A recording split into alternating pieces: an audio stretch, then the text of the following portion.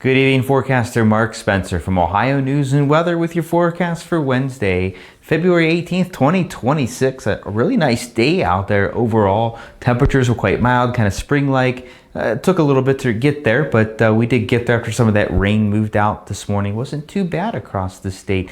We'll have spring-like temperatures once again for your Thursday, and that's pretty much going to be the last day of those for, well, at least a few days, probably a little longer than that, unfortunately. We are tracking the potential for some severe storms Thursday, mainly afternoon and evening for parts of Ohio. I'll talk about that in just a moment. And will the snow return once again this weekend? Well, it's winter after all. It's mid-February. It was bound to happen, right? There's a chance for some snow. We'll take a little dive into that coming up in just a moment. Not easy to say. All right, on our live storm track radar, currently pretty quiet out there. Maybe a spot shower or two across far northeastern Ohio. Otherwise, we'll see clouds begin to increase. It's mild out there. And then we really just got this menagerie of frontal systems on the map here, and it's a little crazy.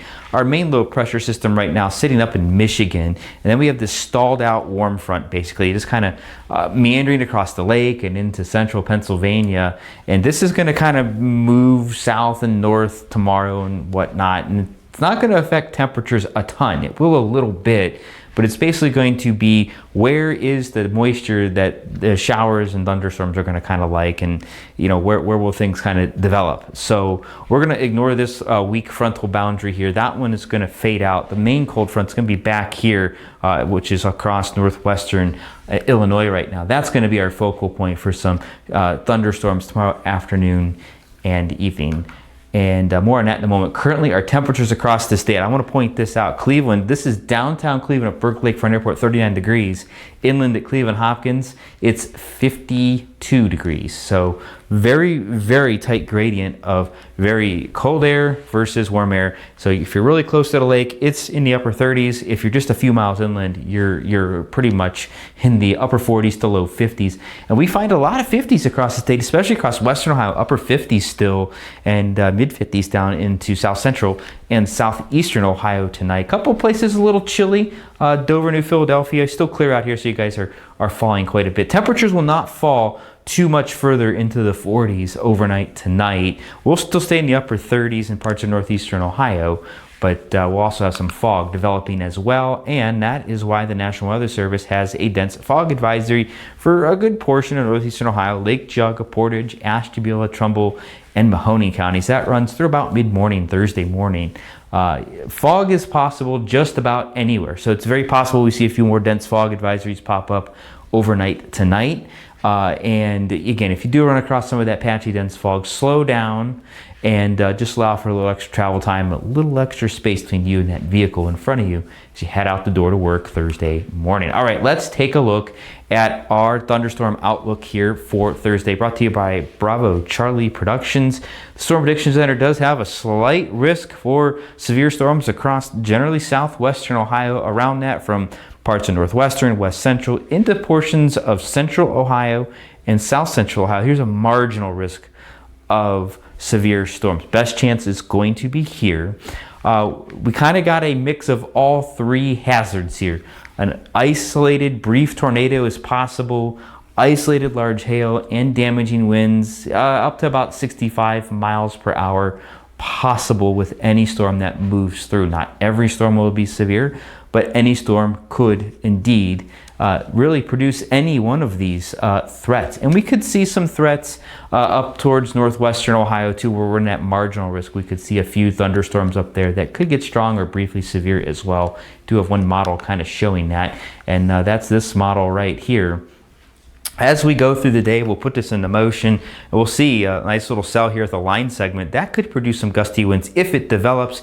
Here's the rest of the storms. Generally after about 2-3 o'clock through about midnight from west to east, we'll see those showers and storms develop again. All of those threats possible. Brief isolated tornado, damaging winds, and some isolated large hail. Winds are definitely by far the biggest threat, but we cannot rule out that isolated tornado or some large hail as well. Let that play out again. There's those storms pushing off to the east and northeast. Now, elsewhere, you could hear some rumbles of thunder overnight Thursday night, but as this gets further east, the chance for severe weather drops pretty dramatically as well. So real quick, just want to talk about some of these other threats. Like, hey, well, where's the best tornado threat at? Well, right now the Storm Prediction Center has it pretty much in just far southwestern Ohio, generally from Dayton to Cincinnati, so kind of just following I-75 and points west, and then generally just south of I-70, so kind of just that little chunk there. Elsewhere, it's a pretty low threat. This is 5% and this is 2%, but again, any storm has that potential. As far as severe winds go, it's generally aligned with our slight risk and marginal risk, and much can be said for the hail, though they kind of trimmed it off just a little bit to the south there.